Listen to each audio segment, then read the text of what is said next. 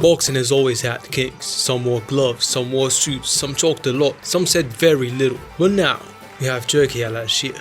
Doesn't fight, he doesn't train, he doesn't even break a sweat, and yet somehow every big event leads back to him. He calls it safe in boxing, but you can all guess what he's really trying to get out of it. And before we answer why he does all of this shit, let's rewind a bit and see who this guy really is.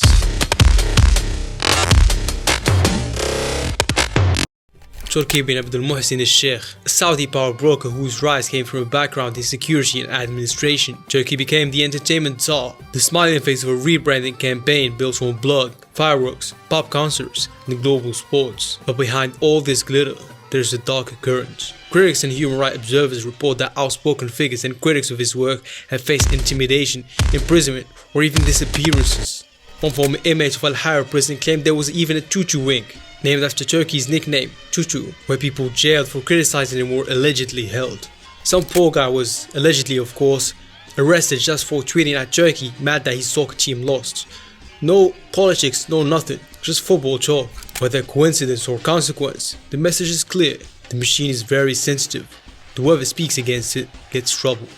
During the 2017 purge, Prince Al-Walid bin Talal, who is Turkey's boy, was briefly detained. He was part of the same wave that reshaped the Saudi elite. And funny enough, that's when Turkey's power really skyrocketed. The Guardian reported that during the spell shake-up, inside the alleged Turkey was involved in efforts to pressure former Crown Prince Mohammed bin Nayef to step aside. Sources told the paper that threats and coercive tactics were used to force a resignation, including warnings about what could happen to relatives if he refused. And this is all from Turkey. You can read it for yourself. These remain allegations, of course, not proven facts, but they show the kind of ruthless atmosphere in which Turkey's influence grew. Now let's go back to Al-Walid. When he re-emerged after detention, he became a loyal ally, and Turkey's influence continued to rise. Turkey is backed by immense, if not the biggest financial networks, including ties to Al-Walid's Kingdom holding company, which controls major media holdings, including Twitter, and has multiple companies sponsoring the Ring magazine. Twitter is where boxing's most vocal and hardcore fans debate and expose corruption.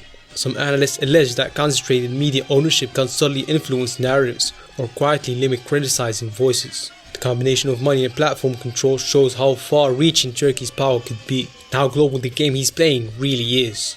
And then comes influence abroad. The Muhammad Ali American Boxing Revival Act is moving forward, and it's backed by representatives with long-standing ties to major lobbying groups like AIPAC. I'm of course saying that allegedly, such politicians have a taste for money and doing whatever the money man says. So it'd be fair to think they would take more money to push an act that ruins the sport, which doesn't really affect their daily lives at all. This act on paper is about fighter protection and reform. Whether intentional or not, it creates an environment where outside investors, state-backed or otherwise, can consolidate influence over US boxing, and by consequence, worldwide boxing. Now, let's break down the playbook. How you control sports, according to Little Tutu. Step 1. Buy the book that tells everyone who is king.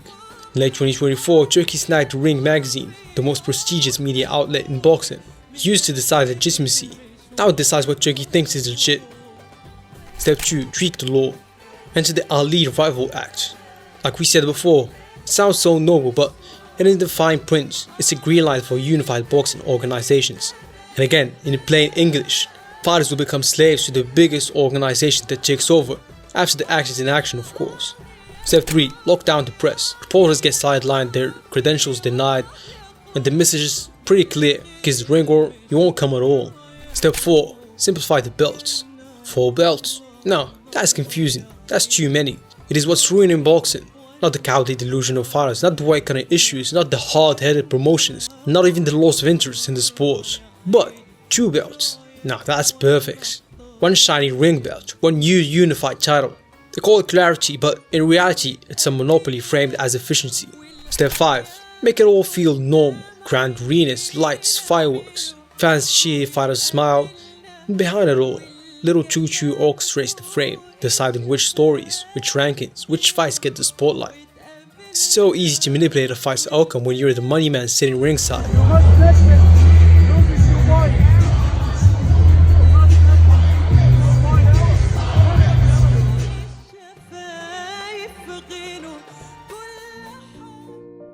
While I'm researching all of this, I keep asking myself, why?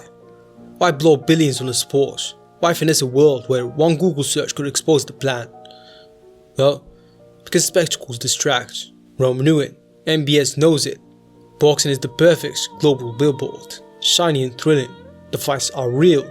The cheering is real, but the narrative is carefully controlled. The empire is polished, perfectly framed for the cameras. Fighters will still fight and fans will still cheer, but someone is holding the pen on the story. The crown, the empire, it's all staged to perfection for one simple goal: more money and more power for the crown. That's it.